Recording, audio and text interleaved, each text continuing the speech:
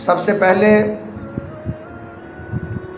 میں یہ بتا دینا چاہتا ہوں کہ واقعہ کربلا یہ اچانک نمودار ہونے والا واقعہ نہیں ہے۔ یہ سیدنا امام حسین علی مقام نے جو اپنے رب سے عالم ارواح میں وعدہ کیا تھا، اس وعدے کو نبھانے کے لیے سرزمین کربلا کو منتخب کیا گیا۔ اور اس کا پس منظر کیا ہے، کیا ایسے حالات بنے، کیا واقعات نمودار ہوئے، اس پر چند میں گزارشات عرض کروں گا۔ تاریخ کی روشنی میں اور توجہ کے ساتھ سماعت کرنا ہے دوستوں نے کہ اس کا پس منظر کیا ہے۔ سیدنا امام حسن علی مقام رضی اللہ تعالی عنہ نواسہ رسول نے جب سیدنا امیر معاویہ رضی اللہ تعالی عنہ سے صلح فرمائی، صلح کے بعد مسند خلافت پر سیدنا امیر معاویہ رضی اللہ تعالی عنہ آپ نے مسند خلافت سنبھالی۔ جب آپ کا آخری وقت آیا تو آپ نے لوگوں کے سامنے اپنی رائے کو پیش کیا کہ میرے بعد مسند خلافت کا حقدار کون ہے، رائے دی جائے۔ تو اس وقت امیر معاویہ رضی اللہ تعالی عنہ کی بارگاہ میں لوگوں نے جو رائے پیش کی، اس میں زیادہ تر لوگ یزید بن معاویہ کے حق میں تھے، کیونکہ اس کے چیلے تھے، اس کے ماننے والے تھے۔ انہوں نے حضرت امیر معاویہ کی بارگاہ میں عرض کیا کہ حضور، ہماری رائے یہ ہے کہ مسند خلافت پر یزید کو بٹھایا جائے، وہ آپ کا بیٹا ہے، اس مسند کا زیادہ حقدار ہے اور سمجھدار بھی ہے۔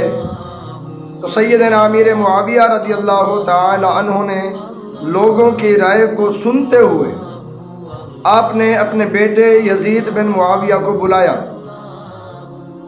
جب یزید حضرت سیدنا امیر معاویہ رضی اللہ تعالی عنہ کی خدمت میں حاضر ہوا تو آپ نے اسے حکم فرمایا کہ لوگ تیرے بارے میں رائے دے رہے ہیں کہ میرے بعد مسند خلافت کا تو حقدار ہے، لیکن میری ایک نصیحت ہے، اس پر پہلے عمل کرنا۔ اگر عمل ہو جائے تو مسند خلافت پر بیٹھ کر اپنی خلافت کا اعلان کر دینا۔ اس نے عرض کیا، ابا حضور بتائیں۔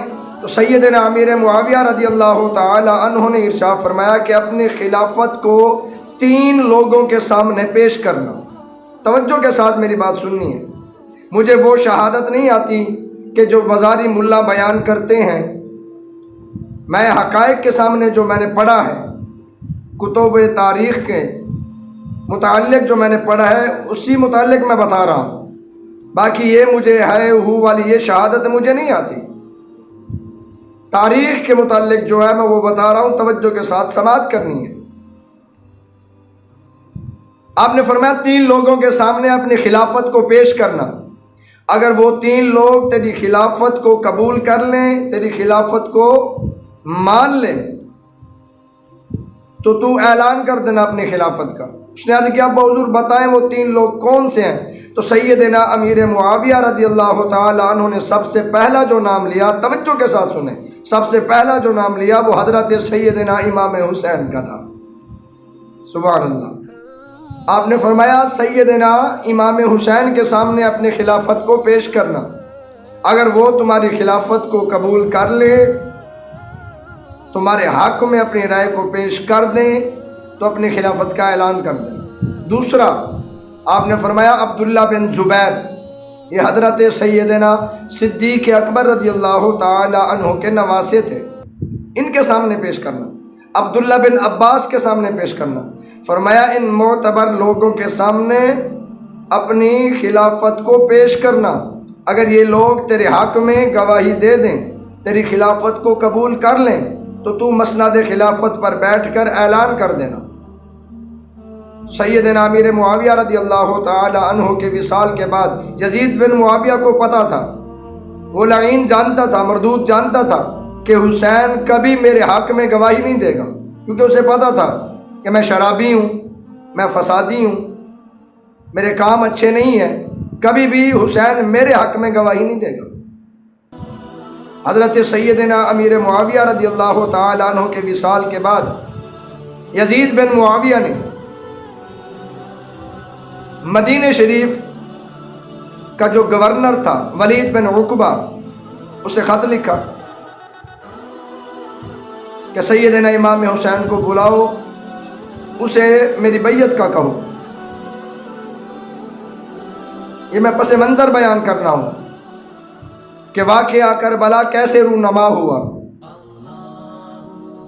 اس نے خط لکھ دیا مدینہ میں، تو ولید بن عقبہ یہ اہل بیت سے بڑی محبت رکھتا تھا، بڑی مودت رکھتا تھا، بڑا پیار کرتا تھا اہل بیت سے۔ یہ اس نے سیدنا امام حسین رضی اللہ تعالی عنہ کو اپنے گورنر ہاؤس میں بلایا، تو سیدنا امام حسین علی مقام رضی اللہ تعالی عنہ جب اس کے گورنر ہاؤس میں پہنچے تو اس نے اپنی مسند پر سیدنا امام حسین کو بٹھایا، بڑی عزت کی، بڑا احترام کیا۔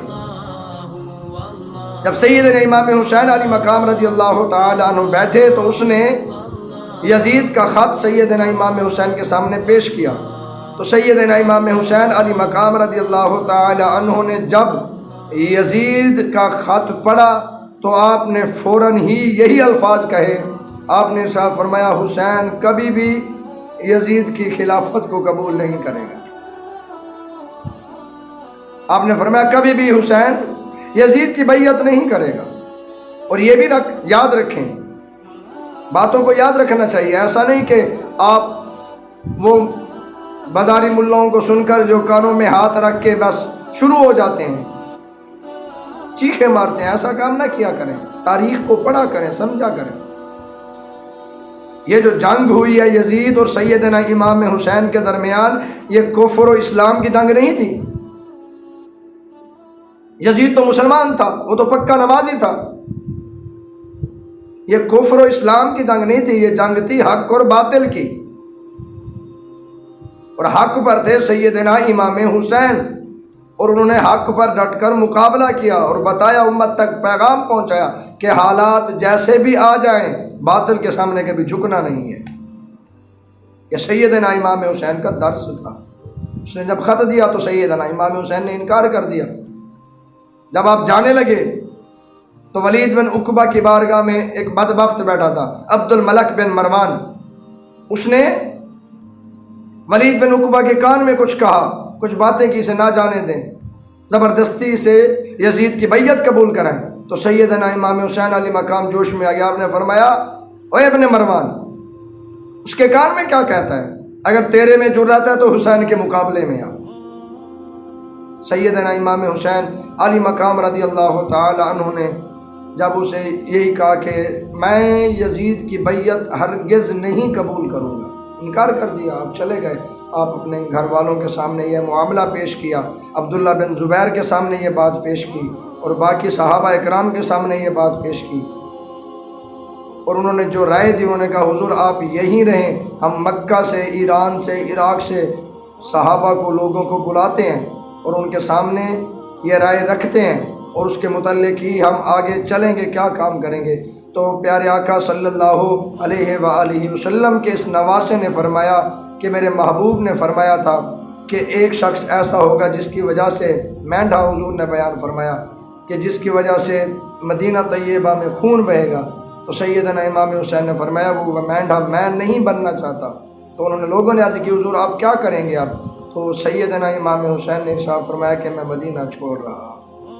یہ انشاءاللہ میں مختلف حصوں میں پورا پس منظر کربلا کا بیان کروں گا، کیونکہ اتنا زیادہ وقت نہیں ہوتا۔ اللہ پاک ہمیں عمل کی توفیق عطا فرمائے۔ انشاءاللہ میری اگلی ویڈیو یہیں سے مدینہ طیبہ سے حضرت سیدنا امام حسین کیسے گئے اور مکہ المکرمہ کیسے پہنچے، آگے آگے کیا کیا واقعات نمودار ہوئے، اس کے متعلق انشاءاللہ میں گزارشات عرض کروں گا۔ اللہ پاک ہمیں عمل کی توفیق عطا فرمائے۔